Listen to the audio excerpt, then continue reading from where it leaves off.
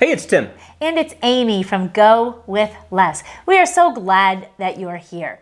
Today's video covers a topic that was a question we asked ourselves back in about 2013 or so. We knew we wanted to retire at some point. We knew we might want to retire early, but we had no clue how much we needed. Did we need $1 million, $5 million, $10 million? Who knew? In today's video, we're going to share how we came up with the answer so that you know how much you need to retire ever or retire early. We retired early in 2015. We were in our late 40s at the time. We're about to launch on our nomadic journey. We are selling our home. In about a month, we will be homeless. We will not have a home, and we will be traveling full time. So here on our channel, we like to talk about travel hacking, our nomadic life, our early retirement, things like that. We come out with a new video every Wednesday. Please be sure and give us a thumbs up, subscribe, and ring that little notification bell. And we're going to get right into it. In today's video, we're talking about how we reached FIRE. We have many friends in the FIRE community and just around that reached FIRE through real estate or big Airbnb holdings, house hacking, businesses that threw off enough passive income that they are not working. These are all incredible, valid ways to reach FIRE, and we're not talking about those today though, because that's not what we did. What we did is we saved and we saved and we saved, and thanks to compound interest and capital gains and reinvesting dividends, just traditional saving away, we reached our FIRE number. And how much did we need to reach our FIRE number? First, before I go there, what I'm going to say is that none of those methodologies are any more valid or less valid than the other. This is just the way we did it. That's why we're going to be talking about this today. And so the math is actually relatively simple. It's based upon something called the 4% rule, which actually came out of a study that was conducted back in the 90s. It was called the Trinity study. And from this study came some relatively simple math. In order to reach your retirement goal, basically you need to have 25 times the amount of your annual spending in order to subsequently be spending 4% of that for the rest of your life. And it allows for some inflation adjustment every year. Now, there are two things I'm going to talk about with this. Number one, the money is not in cash. So you're not just hiding it under a mattress and taking out every year for 25 years a certain amount, because that's not going to last your entire life. You really need the market and compound interest to do its magic. The second thing is you have to know how much you spend each year. Tracking is a fundamental skill if you are going to know what kind of money you need to retire. And if that sounds like drudgery, you don't have to make it drudgery. You can simplify it. There are all kinds of free tools that are automated. It does help if you use credit cards, because credit cards are easily tracked. Cash is a little bit trickier. And it makes it real easy because then we could track exactly what we're spending. Now, there is something that I want to talk about, like getting down deep into like what this really means. And I'll give an example. It's Christmas time. A friend of ours said that he spends $400 a year to decorate his house for Christmas. He pays a professional to do it, $400.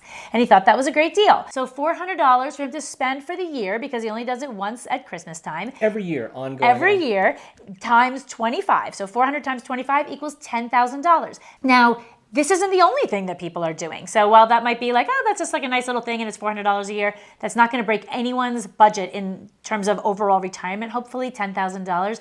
But imagine that you went out to lunch maybe 3 days a week, spent $30 a week on dining out at work. Maybe that includes like your, I don't know, maybe you go for breakfast every day and you bring in your lunch and you're frugal. Well, $30 a week, say you're working 50 weeks a year here in the US, you're going to need over $37,000 more in your investments to fund that habit.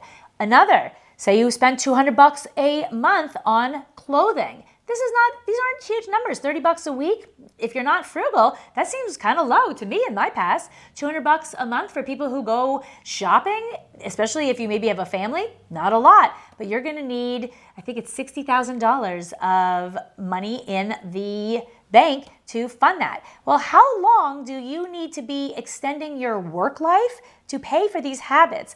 An example from our own past. We used to spend about $6,000 a year dining out. We have a family of 5. That's not super crazy, $500 a month for the whole family, but that meant that we had to have an additional $150,000 in the bank in order to support that habit. How much time are you giving up in order to support your dining out of $500 a month? Which again, in the big picture, is not a ton of money. Yeah, all these things add up. And I think part of the reason Amy's bringing up these numbers, it's just a good way to sort of think about your spending. It's like, how much longer would I have to work to put $150,000 in the bank so that I can ultimately retire to continue to support this $6,000 a year spending habit, whether it's eating out or whether it's buying clothes or whatever it is that you want to add to your life.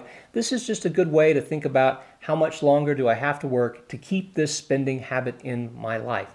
And so we think this is just a great tool to have with you all the time when you're thinking about your spending. Something else just worth mentioning is that in addition to the 4% rule, there's this thing that's called the 3% rule. They're actually tied together. So the Trinity study talked about both of these. And if you're retiring at an earlier age, you probably need to trend more towards this 3%, which translates into, just like the 4% rule translates into 25 times your spending, the 3% rule translates into 33 times your spending? 33.3. 33.3 times your spending. You manage all our money. Yeah, there you go. Thank goodness for spreadsheets. Thank goodness for spreadsheets. That's Tim right. is good at math. I am good at math. Yeah, and on camera, it's easy, by the way, to get like a little flustered with numbers. So, but regardless, so once you do that math, so that's basically the math that we use, is this 33 times our spending. When we came up with the number that we wanted to retire with, we chose that to go forward with. And just like with the 4% rule, you spend 4% of your savings every year, and that's intended to last you for the rest of your life. With the 3% rule, you are spending 3% for the rest of your life. That's easy. That's easy. I do want to talk a little bit about this one more year syndrome. One of our absolute lovely viewers was IMing me, PMing me in Facebook the other day, and she is getting ready to retire. Her accountant said that she had enough money. I don't know what the math was, but her accountant told her that she had enough money, and her husband's already done, so he's going to be heading for warmer climates while she's finishing up work because she wants to pad the account for cash. We totally get that. We left working at the peak of our combined salaries, the peak of our combined incomes. That was really tough because the tendency for many people who are just hard workers naturally is to keep working just in case, just one more year. And the concept of the one more year may give you more than you need. So something to consider. It is hard to walk away from, but that one more year, like what are you giving up in your life to keep working? Yep, and that's a choice that everybody obviously has to make on their own. But like Amy said, that's this one more year syndrome is something that a lot of people fall prey to. Actually, we did something similar. When I left my career, my employer asked me if I'd stick around and do some part-time stuff. I did that for about 18 months. And I don't know that I regretted doing it, but I certainly complained about it the whole time I was doing it. And so and it produced some nice income. And it did pad our success a little bit, but at the end of the day, I don't think that money is making a difference. I would have preferred to have had my free time over that 18 months versus having a little extra money in the bank. I think you worked 18 months too long at least. We didn't need it. At least, that's exactly We'd already right. had our number. It was just hard to pass up when his employer offered him up to 15 hours, no benefits or anything like that, but just up to 0 to 15 hours of consulting work. So if we were traveling, he did 0, and if he wasn't feeling it, he did 0, so he still had his freedom, but it was hard to walk, it was still hard to walk away from it, even just offered an hourly rate. It certainly was, yeah. I think also something we'll mention, and we're going to give a shout out to Mr. Money Mustache. He has this article, I think he calls it the shockingly simple math of early retirement. And this is basically what we're talking about here. It's really easy to figure this number out. It may not be easy to save and do what you need to do to get to where you need to be. However, understanding this math is critically important. And we didn't understand the math until 5, 6 years ago or 7 years ago. But nonetheless, we didn't understand the math until recently. And so the sooner you understand this math, I think it just makes it simply easier when you have this math in your head. You know exactly what you're working towards. Just working towards this nebulous retirement number isn't necessarily as exciting as working towards something that's real and that you can put on paper and you can start working towards. And actually, once we had a goal, we headed toward it really fast. We kind of zipped right through that with speed and we started cutting things. That's how we got to be frugal. We weren't frugal. We got to be frugal because once we had this number, we're like, let's do it, dude.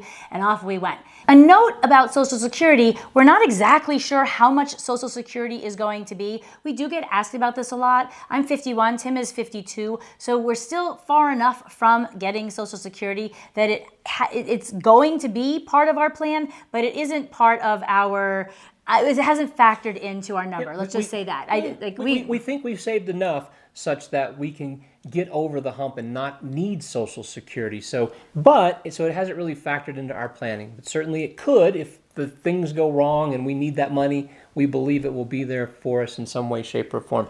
Oh yeah, one of the other things that we forgot to mention was pre-tax versus post-tax savings. So a lot of the savings we did in my career, especially for me, a lot of the savings that I did during my career was in a 401k, which we subsequently moved to an IRA.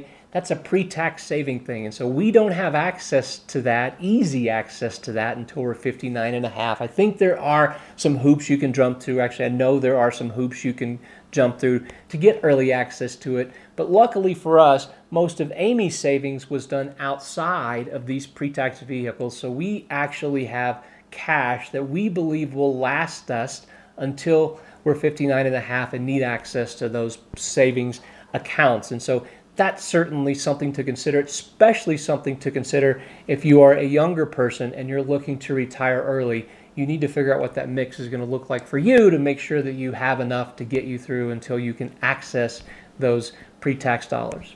Yeah, so that's what we're living on now is a lot of the post-tax money that I've put away. For those who haven't heard our story before, we used a lot of Tim's income for our living. Every single penny of my income went right to savings. So we didn't spend $1 of that. It was very tempting to take lavish vacations, to do all kinds of things, to go shopping, to I was in sales. I had bonus checks come in. So there was not a penny that we spent. Our life was still good. And this was back in our big spending days. We still didn't touch it. So thankfully, Tim had a good income and we were able to live on that while still putting good money away toward his 401k. But a lot of the money that we're living on for quite some time is going to be from the income that we saved from me.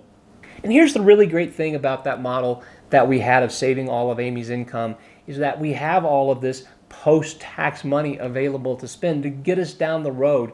If we hadn't have done that, like I said, there are some things you can do to get access before you're 59 and a half here in the States to those pre-tax dollars. However, we don't have to jump through any of those hoops because we had the foresight to save in this way. And again, it was just more luck than anything that we were saving money in this way because now we have this money to get us over the hump. I don't think it was luck. I think it was a conscious choice. It was a conscious choice to save the money, Yes. but it wasn't like we were thinking at the time, oh, we're going to need this much money to get us down we were the like road. saving for a rainy day. I wouldn't call saving for a exactly. rainy day lucky. No, it wasn't lucky. Yeah. You're exactly so right. it's a conscious decision to Yes. save your money, period. It was we were fortunate that once we had saved all this money, we're close to our goal. That's exactly yes. right. My point is that we sort of, like with our fire, we sort of just fell into this fire. Our savings were very purposeful, but we weren't saving toward a specific number. Also, our mix of post-tax versus pre-tax dollars, that also was just sort of lucky the way the mix works out. We weren't necessarily saving in a specific bucket and this bucket. So it just worked out such that we're going to have enough money to get us down the road until we're 59 and a half and not have to worry about accessing that money early. Now, I know a lot of our viewers are working toward FIRE themselves. Many are already there. So I'd love to know. We ask this kind of question a lot about tracking. It keeps coming back to tracking. Do you track? And do you have a FIRE number in mind? What are you thinking about this one more year kind of syndrome, I guess I'm going to call it? What do you think about that? It's really, really hard to walk away. And many people love their jobs. We loved many things about our jobs. We didn't love them as much as our freedom, though. So finally, it was time to walk away. And with that, I guess we're going to walk away for the week. We'll see you next Wednesday. That'll be Christmas. So have a good last week before Christmas. Track all those Christmas gifts. We'll see you later. We also have some really big news that we'll be sharing in next week's video. Bye-bye.